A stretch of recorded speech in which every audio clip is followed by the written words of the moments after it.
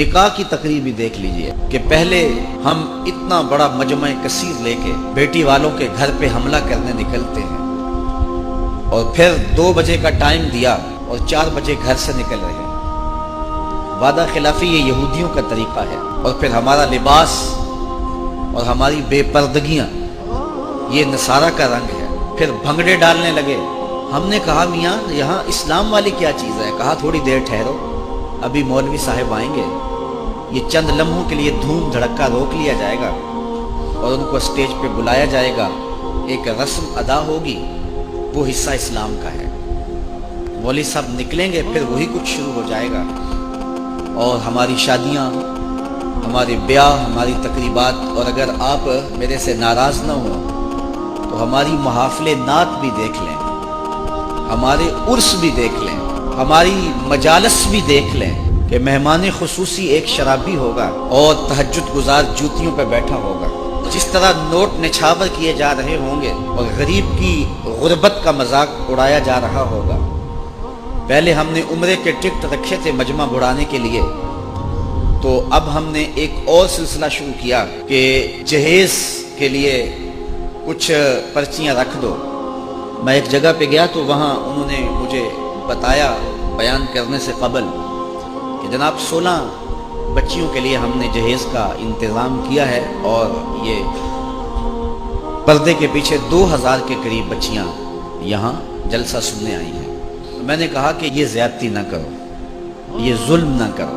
ہر پرچی پہ بیٹیوں کے دل دھڑکیں گے، اور جب 16ویں پرچی بھی نکل جائے گی تو باقی بیٹیاں بوجھل قدموں سے جس طرح گھر پلٹیں گی، اس کا شاید دولت والوں کو احساس نہیں۔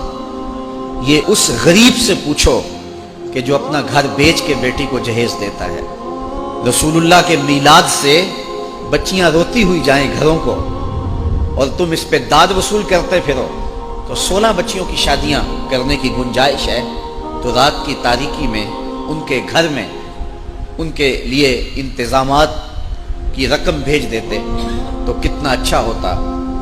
کاش کہ اس رسم بد کا خاتمہ کیا جا سکے۔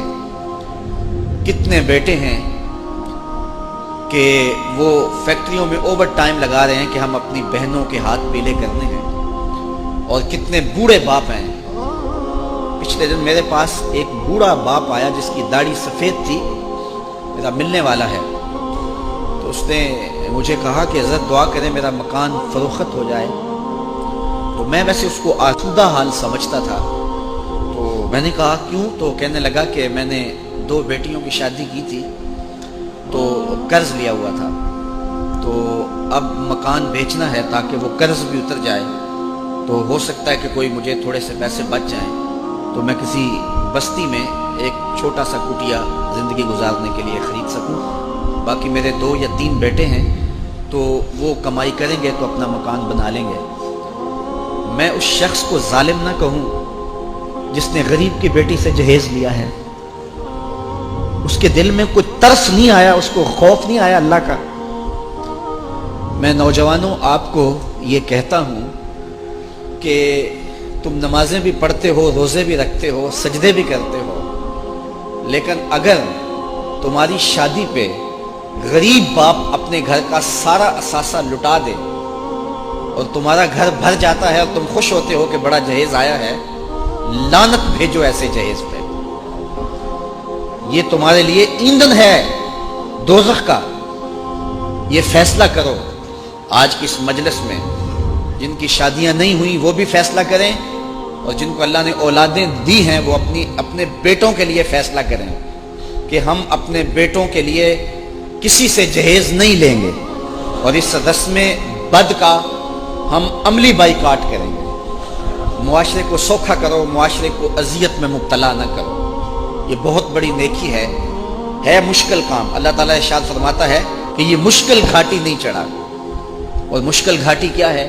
کسی پھنسے ہوئے کی گردن کو چھڑانا، غلام کو آزاد کرنا۔ تو دور موجود کے اندر وہ بوڑھا باپ پھنسا ہوا ہے جس کے پاس کچھ بھی نہیں ہے، اور گھر کی دہلیز پہ بیٹیاں بوڑھی ہو رہی ہیں، اور بیٹوں والوں کے نخرے جو ہیں وہ دیکھنے والے ہوتے ہیں۔ وہ 100 آدمی یا 200 آدمی لے کر حملہ آور جو ہو رہا ہے، بیٹی والے کے گھر میں اس کو بھی سوچ نہیں آتی اور باراتیوں کو بھی سوچ نہیں آتی کہ یہ ہم کیا قیامت توڑنے جا رہے ہیں۔ کاش کہ معاشرے کے رشتے ہوئے زخموں پر کوئی مرہم رکھنے والا ہو اور ہماری معاشرت ایک خوبصورت معاشرت ترتیب پائے۔